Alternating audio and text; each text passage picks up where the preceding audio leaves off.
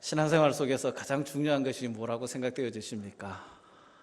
신앙생활을 하면서 가장 중요한 것은 하나님을 바르게 아는 것입니다. 그런데 하나님을 바르게 알려면 어떻게 해야 하나님을 잘 알 수 있겠습니까? 가장 좋은 방법은 한 가지밖에 없습니다. 성경입니다. 성경을 부지런히 읽고 성경을 부지런히 배우고 또 공부하는 것, 이것이 하나님을 아는 가장 중요한 방법입니다. 성경을 바르게 알아야만 하나님을 바르게 아는 것입니다. 하나님이 성경에 그분을 나타내 주셨기 때문에 성경을 떠나서 하나님을 안다는 것은 어쩌면 거짓말입니다. 성경을 읽지 않고 하나님을 알고 있다. 다시 한번 생각해 보셔야 됩니다. 이 성경 속에 하나님께서 그분을 나타내 주셨습니다.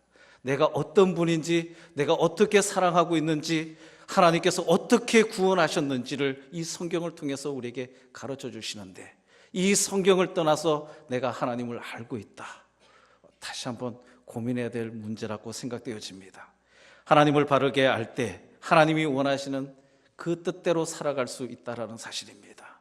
하나님의 말씀인 이 성경을 제쳐두고 하나님의 뜻을 알 수 있는 방법이 없습니다. 이 성경 속에서 하나님의 뜻을 발견하면 그 뜻대로 살아갈 수 있는 길이 열린다라는 사실입니다. 우리 성도님들은 하나님의 뜻을 잘 알 수 있는 우리 성도님들 되기를 소망합니다. 성경 읽으시나요? 벌써 이 한 해가 4분의 1이 지났는데요. 제가 사무실에 있다 보니까, 행정을 하다 보니까 들려오는 소리가 있습니다. 벌써 3월이 지났는데 성경을 여러 독 하신 분이 계시더라고요. 구체적으로 몇 독이라고 제가 이야기는 하지 않겠습니다. 벌써 3개월밖에 되지 않았는데 여러 독 하신 분이 계세요. 벌써 몇 분 계시더라고요. 1년이 지나도 단 한 독도 읽지 못하는데 벌써 3개월 만에 10독 가까이 하신 분이 계셔요. 우리에게 주눅이 드는 일이지만 그분의 평생 속에서 그 성경 말씀이 하나님의 뜻을 이루어가는 귀한 삶이 되어지고, 또 우리 성도님들도 성경을 읽을 때마다 하나님을 그 성경 속에서 발견하고 또 하나님의 뜻을 발견해서 하나님의 놀라운 일꾼으로 쓰임받는 귀한 성도님들이 다 되기를 소망합니다. 하나님을 바르게 알지 못하고는 선하게 살아갈 수는 있습니다. 그러나 하나님을 바르게 알지 못하고는 하나님의 뜻대로 살아갈 수가 없습니다. 착하게는 살아갈 수 있습니다. 선하다는 소리는 들으면서 살아갈 수는 있습니다. 그러나 성경을 읽지 않고 하나님을 바르게 알지 못하고는 하나님의 뜻대로 살아갈 수 없다는 사실입니다. 오늘 성경 속에서 바울은 디모데에게 그렇게 편지하면서 나갑니다. 배우고 확실한 일에 거하라. 네가 지금까지 배운 일에 그것을 가지고 확실한 일에 거하라라고 이야기합니다. 오늘 본문을 좀 이해하기 위해서는 몇 가지 알아야 됩니다. 이 디모데후서가 기록한 시기를 알아야 됩니다. 바울이 곧 다가올 죽음을 앞두고 있을 때 이 디모데후서를 기록했습니다.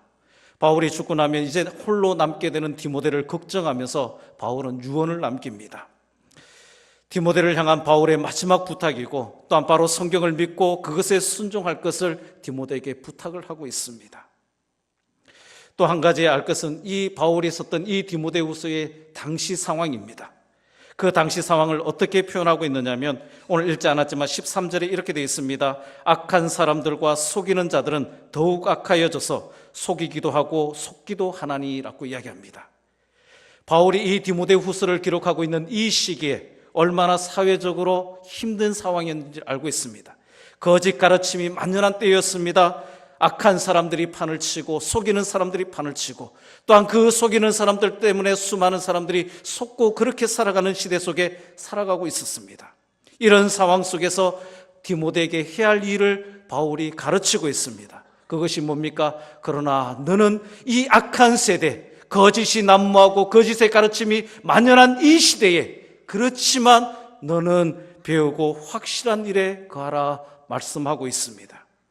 우리 성경에는 그러나가 앞에 나와 있지만 헬라어 성경에 보니까 너는 이라는 말에 강조점을 두고 있습니다. 너는, 디모데야 너는 달라야 된다라고 이야기합니다.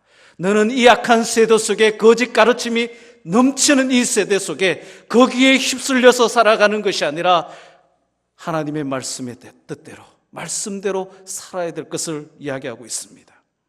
세상의 모든 사람들이 잘못된 사상으로 달려간다 할지라도 너는 달라야 된다라고 말씀하고 있습니다. 세상에 수많은 사람들이 다 악으로 치우쳐 있어도 또한 서로 속이고 속기도 하지만 하나님 옆에 부름을 받은 너 디모데는 다르게 살아라, 그렇게 말씀하고 있습니다. 오늘 이 시대 속에서 우리는 어떤 모습으로 살아야 됩니까? 과연 믿는 사람과 믿지 않는 사람들의 경계가 어디에 있습니까? 주일날 나와서 예배를 드리는 것에 그 경계가 놓여져 있습니까? 아니면 성경책을 들고 다니는 그것으로 경계를 삼고 있느냐라는 사실입니다. 이 악한 세대 속에 거짓 가르침이 만연한 이 세대 속에서 과연 사도 바울이 디모데에게 했던 것처럼 너는 달라야 된다라고 이야기하는 것처럼 우리는 과연 다르게 살아가고 있느냐라는 사실입니다. 배우고 확실한 일에 거하고 있느냐라는 사실입니다. 성경을 바르게 믿고 있느냐라는 사실입니다. 성경을 바르게 배우고 있느냐라는 사실입니다. 하나님의 말씀대로 살아가려고 몸부림치고 있느냐라는 사실입니다. 그냥 주일에 한 번 왔는 것으로 끝을 맺고 있습니까? 내가 그리스도인이라는 그 종교난의 기독교인이라는 것으로 한 번 표기하는 것으로 끝나버리고 있습니까? 우리 예수 믿는 사람들은 성경을 바르게 믿어야 됩니다. 또 우리 예수 믿는 사람들은 성경을 바르게 배워야 됩니다. 또한 그 배운 말씀대로 살아야 됩니다. 그것이 바로 예수 믿는 사람의 모습 아니겠습니까? 그것이 세상 사람들과 다른 모습 아니겠습니까? 어디에서 다른 것을 찾겠습니까? 예수 믿지 않는 사람들 중에는요, 예수 믿는 사람보다 더 착한 사람이 많습니다.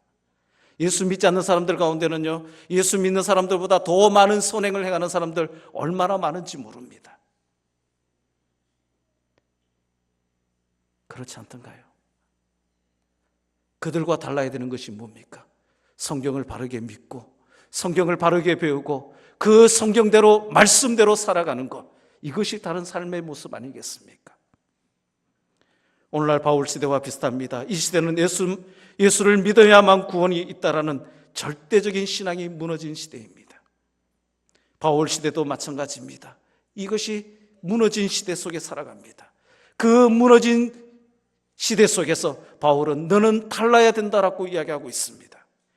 세상의 모든 사람들이 큰 길로 달려갈지라도 그러나 너는 성경의 근거에서 살 것을 디모데에게 부탁하고 말씀하고 있습니다. 다음 우리가 이 디모데 후서를 보면서 알아야 될 것은 바울이 말하는 성경이 가르치는 것입니다. 디모데 후서를 기록할 때 네로 황제 치하에 있었습니다. AD 66년에서 67년 사이라고 이야기합니다. 이 당시에는 아직 신약 성경이 완성되지 못했습니다. 때문에 바울이 말하고 있는 성경은 구약 성경입니다. 이 사실이 중요합니다. 우리는 주로 구원은 신약의 복음이라고 생각하지만 그렇지가 않습니다. 구약이든 신약이든 모두 동일한 하나님의 말씀입니다. 동일한 구원의 복음이 담겨져 있다는 사실입니다. 바울이 죽음을 앞두고 제자 디모데에게 마지막으로 남기고 싶은 가장 중요한 것이 바로 하나님의 말씀인 성경입니다. 본문에서 바울은 이 성경이 무엇이고 이 성경을 어떻게 읽어야 되는 것을 두 가지로 우리에게 언급해 주고 있습니다. 그 첫 번째가 성경은 예수님 안에 있는 구원을 가르치고 있습니다. 우리가 성경을 읽어야 되는 이유가 여기에 있습니다. 이 성경 안에 구원의 가르침이 있다는 사실입니다. 성경을 통해서 예수님을 만나기 때문에 성경을 읽어야 된다라고 이야기하고 있습니다. 오늘 15절의 말씀 우리 한번 같이 읽었으면 좋겠습니다. 15절 말씀입니다. 시작.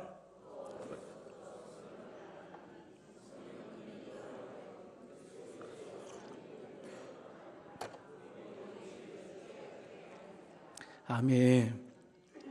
성경에 구원에 이르게 하는 지혜가 있다라고 말씀하고 있습니다. 성경에 이 말씀이 바로 성경이 가장 중요한 목적이 나타나 있습니다. 예수님을 믿으면 구원에 이르게 된다라는 겁니다. 다른 것에 구원이 있는 것이 아닙니다. 성경은 우리를 구원으로 인도하는 가장 귀중한 책입니다. 구원이란 무엇입니까?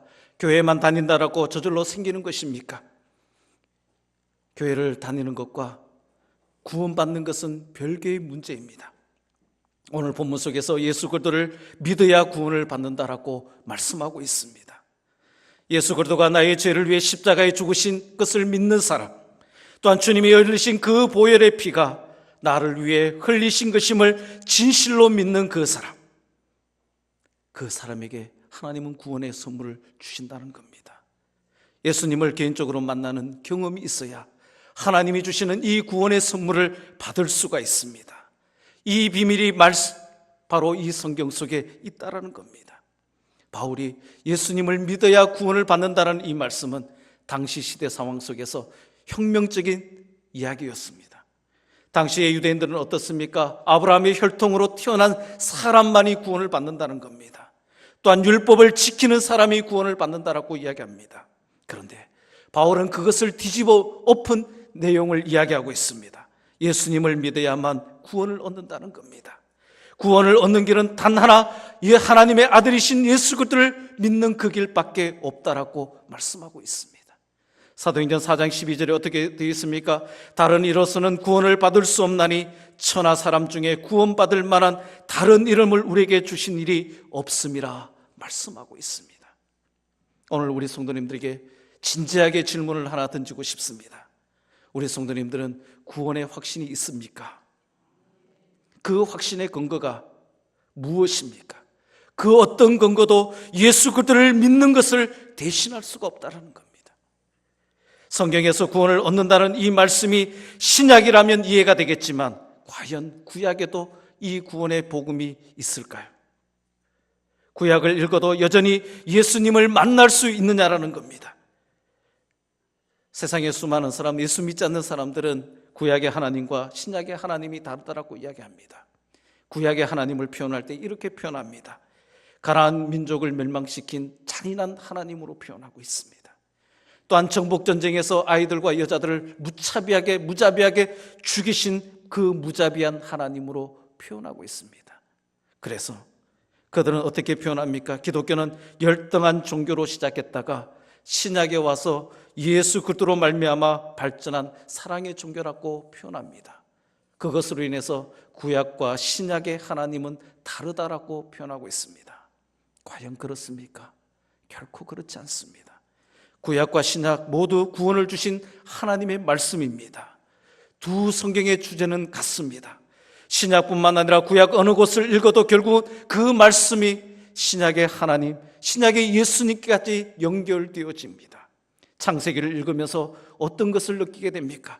창조주 예수님을 만나게 되는 은혜가 있습니다. 출애굽기를 읽으면 애굽의 압제에서 해방을 주시는 그 하나님을 만납니다. 동시에 우리에게 죄악의 사슬 속에서 구원하신 예수님을 만납니다. 또한 레위기에서는 우리를 거룩하게 하는 그 예수님을 만날 수가 있습니다. 수많은 선지서들과 역사서들을 읽으면서 진정한 선지자요 또 왕 되신 예수님을 만날 수 있는 것입니다. 바로 성경은 신약이든 구약이든 동일한 하나님을 만날 수 있는 통로가 되는 것입니다. 성경은 예수님을 통해 구원을 주신 하나님의 말씀입니다. 오늘날 수많은 사람들이 구약을 연구하면서도 이 예수님을 만나지 못하는 안타까운 일이 얼마나 많은지 모릅니다. 그러나 주님을 사랑하는 마음으로 성경을 읽으면 이해가 좀 부족한 우리 초등학생들도 유치부 아이들도 또한 연세가 드신 우리 어르신들도 다 예수님을 만날 수 있습니다. 예수님을 만나는 사람은 아무렇게나 성경을 읽지 않습니다. 책장을 넘길 때마다 한 절 한 절 읽을 때마다 성경 한 장 한 장을 읽을 때마다 예수님을 감격하며 읽을 것입니다. 예수님의 음성을 듣는 마음으로 진지하게 소중하게 성경을 읽어 나갈 것입니다. 오늘 우리 성도님들에게 다시 한번 질문을 던지고 싶습니다. 예수님을 만나셨습니까? 성경을 읽을 때마다 그 예수님을 만나는 그 감격이 살아 움직이고 있습니까? 성경을 한 장 한 장 읽을 때마다 한 단어 한 단어 읽어 나갈 때마다 한 부분 한 부분 읽어 나갈 때마다 하나님의 음성을 듣는 주님의 음성을 듣는 소중한 음성으로 생각하며 그 말씀을 읽어 나가고 있습니까? 오늘 우리 성도님들에게 이 은혜가 다시 회복되어지기를 소망합니다. 이 마음이 다시 회복되어질 수 있기를 소망합니다. 교회 다닌다는 것, 신앙생활 한다는 것, 그냥 겉모습의 모습이 아니라 성경을 대하는 우리의 모습이 좀 달라져야 되지 않겠습니까? 성경을 읽는 태도의 모습이 조금 더 진지해져야 되지 않겠습니까? 우리는 우리나라 성경을 가지고 있지만 아직도 전 세계 가운데서 2000여 개의 언어가 성경으로 번역되지 못하고 있습니다. 전 세계 수많은 선교사들 가운데 가장 많은 선교사들이 나갔던 지역이 어딘지 아십니까? 아프리카입니다. 그런데 아이러니하게도 전 세계적으로 가장 미전도 종족이 많은 지역이 아프리카 땅입니다. 왠지 아십니까? 선교사들이 있을 때는 예수를 잘 믿다가 선교사들이 떠나고 나면 예수를 다 떠나버립니다. 왜요? 성경이 없으니까요. 하나님의 말씀이 없으니까요. 하나님의 말씀을 통해서 예수님을 만나지 못하니까요. 얼마 동안은 예수를 믿다가 하나님을 섬기다가 또 떠나버리는 거죠. 우리나라도 된 언어가 있다는 거, 성경이 있다는 거 얼마나 복된 일인지 모릅니다. 얼마나 감사한 일인지 모릅니다. 그것으로 인해서 감사하고 소중하게 성경을 읽을 수 있기를 소망합니다. 아까 우리 한 집사님이 기도하셨던 것처럼 저 북한 땅을 한번 좀 생각해 봅시다. 복음이 가장 먼저 들어왔지만 북한 땅이 공산화되면서 성경이 소멸되기 시작하고 성경 하나 갖는 것이 그들의 가슴 속에 평생의 소원인 것을 잘 알지 않습니까? 그들이 삐라로 우리나라에 보냈던 것처럼 지금 또 몇몇 북한 선교하시는 단체에서는 저 파주 땅이나 저쪽에서 바람이 북쪽으로 부는 그날이면 누가복음을 한 장을 다 빨간 풍선에다가 다 새겨 넣어서 거기에다가 바람을 넣고 날려보냅니다. 그것이 북한 어느 산골짜기든 어디든 떨어지면 예수 믿는 사람들이 그것을 집어다가 고개고개 숨겨서 아무도 보지 않을 때 이불 밑에 숨어서 어두운 곳에 숨어서 달빛에 그것을 펴서 성경을 읽고 있다는 사실이에요. 우리는 앉으면 성경 읽을 수 있잖아요. 어디서든지 손을 잡으면 성경 읽을 수 있잖아요. 성경 소중하게 생각하고 감격하면서 읽을 수 있는 우리 성도님들 되기를 소망합니다. 두 번째, 성경은 하나님의 사람을 거룩하게 만듭니다. 바울은 먼저 성경이 구원을 주시는 하나님의 말씀이라고 말하고 거기에서 멈추지 않습니다. 16절에 어떻게 되어 있습니까? 우리 16절 말씀 한번 같이 보겠습니다. 시작.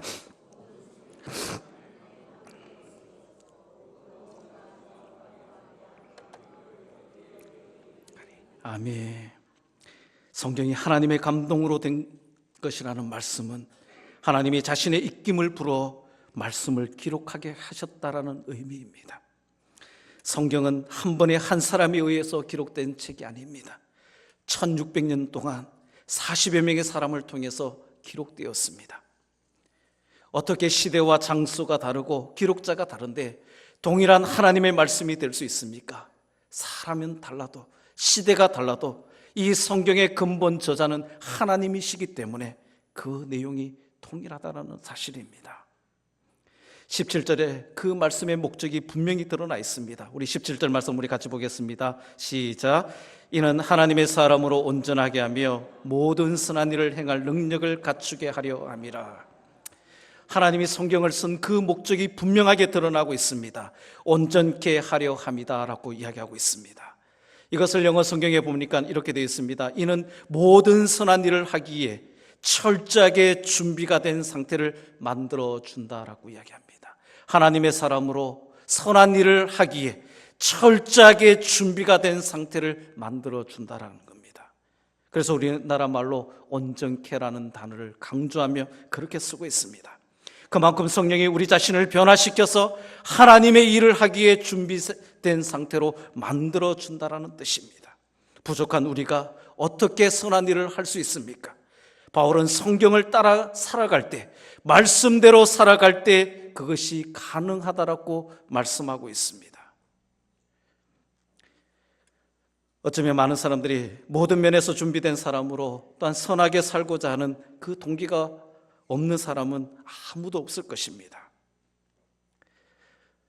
그런데 그렇게 살지 못하는 이유가 어디 있습니까? 말씀대로 살지 못하기 때문에 그렇게 살아가지 못하는 거죠. 그렇게 살기를 원한다면 성경 말씀대로 살아야 됩니다. 이런 약속은 너무나도 고귀한 것이기 때문에 반드시 거쳐야 되는 과정이 있습니다. 그 과정이 뭐냐면 성경의 본래의 목적에 우리 자신을 맡기는 겁니다. 우리 자신을 맡기는 겁니다. 하나님의 말씀의 목적에 우리 자신을 맡기는 겁니다.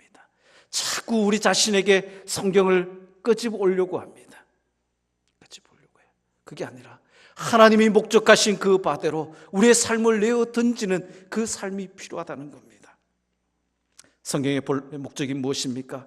성경은 우리를 교훈하고 책망하고 바르게 하고 의로 교육하게 한다라는 것입니다. 성경은 우리를 교훈합니다. 하나님이 원하시는 것이 무엇인지 우리에게 가르쳐 주십니다. 때로는 믿음의 백성들을 책망하기도 합니다. 성경이 우리에게 잘못되었다라고 말씀할 때 우리는 그 말씀을 들어야 됩니다. 그럴 때 비로소 하나님의 사람으로 준비될 수 있습니다. 그런데 우리는 그 책망의 소리를 제대로 들으려고 하지 않아요. 하나님이 가르쳐 주시는 그 교훈을 제대로 들으려고 하지 않아요.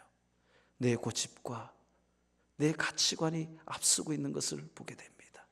하나님의 일을 감당함에 있어 내 고집과 내 생각과 내 가치관이 앞서면 하나님의 일을 온전하게 행할 수 없다는 사실입니다. 오늘 이후부터 우리는 철저하게 하나님의 사람으로 준비하는 우리 성도님들이 되기를 소망합니다. 교훈을 들으십시다. 말씀을 들으십시다. 또한 책망의 소리도 들으십시다. 가르쳐 주는 대로 행하는 우리 성도님들이 다 되기를 소망합니다. 성경은 많은 분들이 그렇게 이야기합니다. 마치 자동차에 장착되어 있는 내비게이션과 같다라고 이야기합니다. 하나님의 사람으로 해야 될 것과 하지 말아야 될 것을 우리에게 분명히 가르쳐 주는 것이 성경입니다. 주님께서 기뻐하는 사람의 표지가 지표가 무엇인지 가르쳐 주는 것이 바로 성경입니다. 성경은 우리의 삶에 한치의 오차 없는 내비게이션과 같습니다. 성경에 우리 자신을 맡기면 조금의 불안함 없이 진정한 기쁨만이 있을 따름입니다. 연약한 우리가 성령님을 의지하며 말씀을 붙잡고 주님께서 원하시는 거룩한 삶을 살아갈 때 하나님이 감격하시고 기뻐하시는 그 모습 한번 상상해 보셨습니까? 내가 주님 앞에 온전히 맡길 때 그것이 때로는 나에게 손해가 되고 나에게 좀 불편함이 되고 나에게 좀 힘듦이 된다 할지라도 성령님을 의지하고 그 말씀에 온전히 내 삶을 드릴 때 또한 하나님의 일을 감당하며 나가면서 하나님이 그 일을 이루어 가시는 그 과정 속에서 우리를 보시며 기뻐하시는 모습, 우리를 보시면서 감격하는 그 모습을 한번 상상해 보시기 바랍니다. 우리의 자녀들이 하나님 앞에서 멋진 인생으로 살아갈 수 있는 길이 바로 여기에 있습니다. 성경 말씀을 우리 자신의 삶의 지표로 삼고 말씀대로 살고자 하는 그 노력하는 것이 바로 하나님을 기쁘시게 하는 삶인 줄 믿습니다. 그렇다면 성경을 어떻게 읽어야 됩니까? 성경을 읽을 때 주님을 사랑하듯 사모하면서 읽어야 됩니다. 시편 119편 103절에 이렇게 되어 있습니다. 주의 말씀의 맛이 내게 어찌 그리 단지요 내 입의 꿀보다 더 다니이다. 성경 말씀이 다십니까? 꿀보다 더 달게 느껴지십니까? 성경 말씀의 맛이 나십니까? 읽을 때마다, 들을 때마다, 공부할 때마다 혹시 성경 말씀을 읽을 때 잠이 오지 않습니까? 성경만 펴면 불면증도 해결된다라고 이야기하는 사람들도 있습니다. 그렇죠? 한 장을 두 장을 못 넘기고 세상에서 가장 무거운 눈꺼풀이 우리의 눈을 짓누르고 우리의 몸은 다른 것 할 때는 참 활기찬데 성경만 펴고 앉아 있으면 왜 그랬지 부둥한지요. 단 5분 또 성경을 제대로 보지 못하고 몸을 이리 꼬고 저리 꼬는 그 모습들. 오늘 시편 기자는 주의 말씀의 맛이 내게 어찌 그리 단지요 내 입의 꿀보다 더 다니다라고 말씀합니다. 말씀을 달게 느껴지시기를 소망합니다. 또한 시편 19편에는 더 이렇게 이야기하고 있습니다. 여호와의 율법은 완전하여 영혼을 소성시키고 지키며 여호와의 증거는 확실하여 우둔한 자를 지혜롭게 하며 여호와의 교훈은 정직하여 마음을 기쁘게 하고 여호와의 계명은 순결하여 눈을 밝게 하시도다. 여호와를 경외하는 도는 정결하여 영혼까지 이루고 여호와의 법도 진실하여 다 의로우니 금 곧 많은 순금보다 더 사모할 것이며 꿀과 송이꿀보다 더 달도다. 하나님의 말씀을 정금보다 더 사모하고 계십니까? 하나님의 말씀을 송이꿀보다 더 달게 읽으십니까? 그렇게 되어지기를 소망합니다. 다른 어떤 것보다도 더 소중하게 여기는 이 성경 말씀이 되기를 소망합니다. 다른 어떤 것보다도 더 달고 멈출 수 없는 그러한 은혜가 있기를 소망합니다.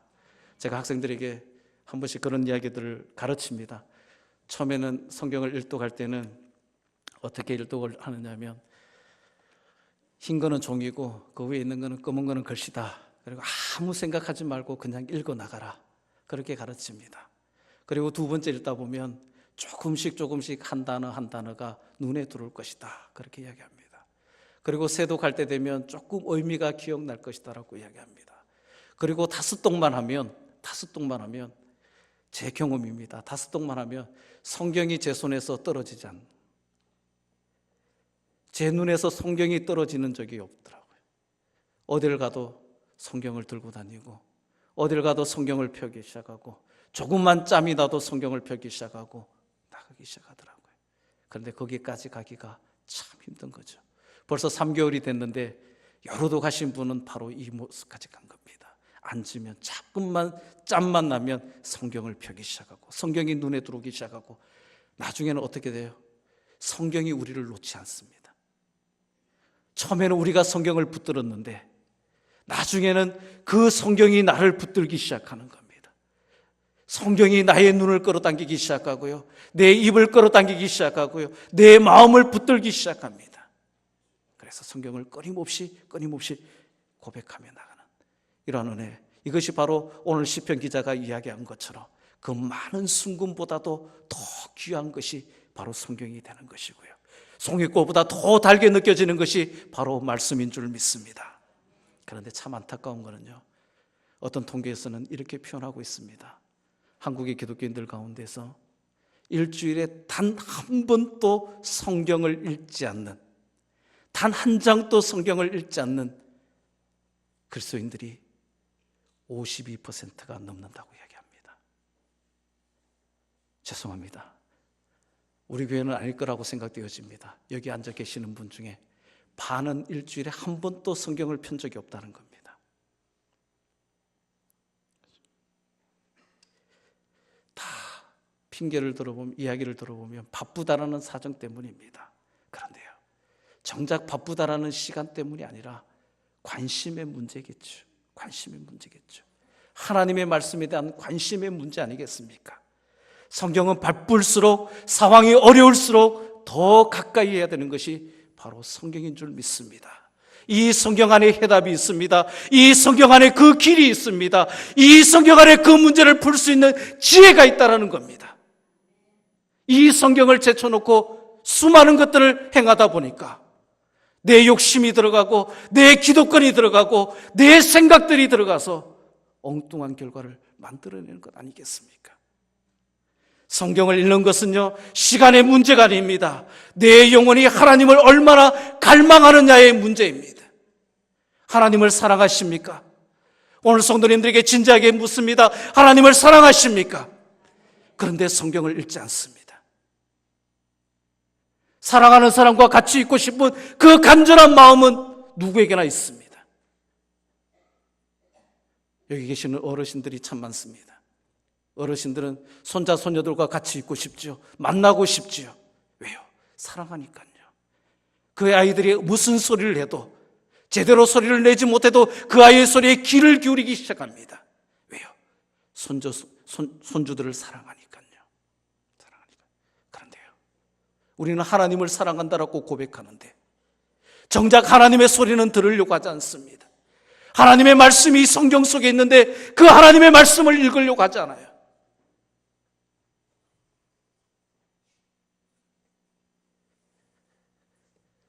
예전에 소련에서 사역하던 피터 다이네카라는 선교사님이 있습니다.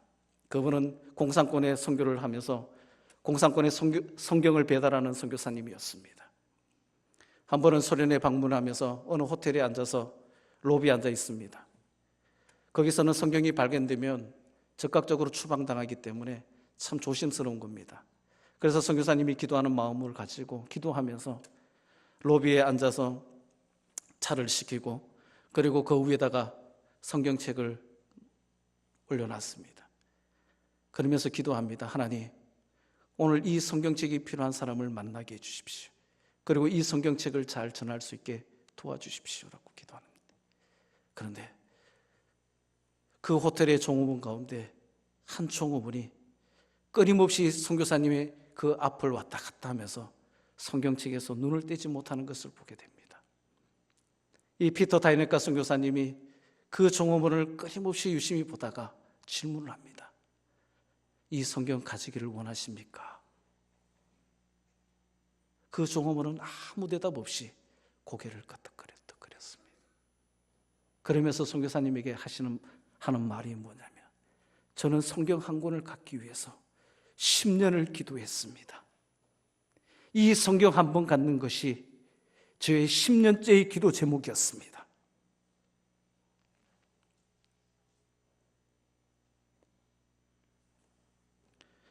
예전에 만주에서 한 소년이 한국의 극동방송에 편지를 보낸 편지가 하나 있습니다. 예전에 극동방송에서는 단파 전파로 인해서 저 공산권 쪽에다가 북방 쪽에다가 뭘 했느냐면 성경을 읽어주는 프로그램을 했습니다. 새벽에 미명에 성경만 꾸준하게 그냥 읽어주는 편지를 했는데, 이 만주에서 온 소년의 편지 내용에는 이겁니다. 어느 한 부분을 좀 다시 읽어줬으면 좋겠습니다. 그 이유가 뭐냐면, 저희 교회는 제가 새벽마다 뺏겨 쓴 이 성경 노트가 전부입니다. 우리 교회 성도들은 이 성경 노트를 가지고 성경을 읽고 배우고 예배를 드립니다. 그런데 이 부분이 빠져 있습니다. 다시 읽어주십시오. 그 편지였습니다. 오늘 우리 심령 속에 과연 성경을 얼마나 사모하고 계십니까? 목마른 사슴이 신의 물을 찾아 달려가듯이 주님을 사모하는 그 마음이, 주님의 말씀을 사모하는 그 마음이 우리 속에 있습니까? 한순간이라도 하나님의 말씀이 없이는 내 영혼의 호흡조차 할 수 없는 그 고통을 느끼고 있습니까? 아니면 일주일 동안 단 한 번도 성경을 읽지 않고도 마치 아무런 일이 없는 처럼 살아가고 계시진 않습니까? 우리는 TV를 보는 거나 또한 신문을 읽는 거나, 젊은이들 같으면 카톡이나 페이스북을 하는 거, 그런 것을 하면서도 수많은 시간들을 보내지만 성경은 특별한 순간에만, 특별한 일이 있을 때만 펼치고 있지는 않느냐라는 겁니다. 하나님은요, 우리가 TV를 2시간 보건 신문을 보건 카톡을 하건 페이스북을 하건 그런 것을 보면서도 하루에 단 한 5분 또 성경을 읽지 않는 것 때문에 당장에 우리의 눈을 멀게 하시지는 않습니다. 그러나 점점 우리의 영혼의 눈은 어두워져 간다는 사실 잊어버리지 마십시다. 한 끼의 식사만 걸러도 우리는 배고픔을 느끼게 됩니다. 그런데 하나님의 말씀 없이 며칠을 그냥 보내버리는 우리의 모습들, 얼마나 처량한 우리의 모습들입니까? 다시 한번 우리가 진지하게 주님 앞에 묻고 결단하는 귀한 시간 되었으면 좋겠습니다. 주님, 진짜 제 속에 살아계십니까? 주님, 진짜 제가 주님을 사랑한다라고 고백한 이 고백이 사실입니까? 그런데 왜 하나님의 말씀은 읽지 않습니까? 좀 고백하고 결단했으면 좋겠습니다. 벌써 이 한 해가 시작한 지도 4분의 1이 지났습니다. 3개월이 지났습니다. 4개월째 맞이하고 있습니다. 다니엘처럼 뜻을 정하자라고 외칩니다. 그 뜻을 어디에서 발견하겠습니까? 우리 믿음의 사람들이, 하나님의 사람들이 저 뜻을 어디에서 발견하겠습니까? 하나님의 말씀에서 발견해야 되지 않겠습니까? 우리의 삶의 목표가 어디에서 발견되어져야 되겠습니까? 하나님의 말씀에서 발견되어지기를 소망합니다. 이제 하루에 시작하기 전에 또한 하루를 보내면서 하루도 그렇지 않고 이 말씀을 읽고 묵상하고 그렇게 나가겠다고. 이 말씀을 읽지 않고는, 이 말씀을 묵상하지 않고는 어떤 것도 하지 않겠다라고 결단하며 그렇게 나가는 우리 성도님들이 되기를 소망합니다. 철저하게 말씀으로 준비하시기를 바랍니다. 철저하게 말씀의 목표를 세우며 나가는 우리 성도님들이 다 되기를 소망합니다. 기도하겠습니다. 살아계신 아버지 하나님, 감사를 드립니다. 저희들에게 귀한 말씀 주신 것을 감사드립니다. 또한 아버지 하나님의 말씀이 우리에게 주어졌음에도 불구하고 이 말씀대로 살지 못한 저희들을 용서하여 주시고 이제부터 하나님의 말씀을 가까이 하는 자가 되게 하여 주옵소서. 말씀에 붙잡힌 자가 될 수 있도록 은혜 위에 은혜를 베풀어 주시옵소서. 감사드리며 예수님의 이름으로 기도드리옵나이다.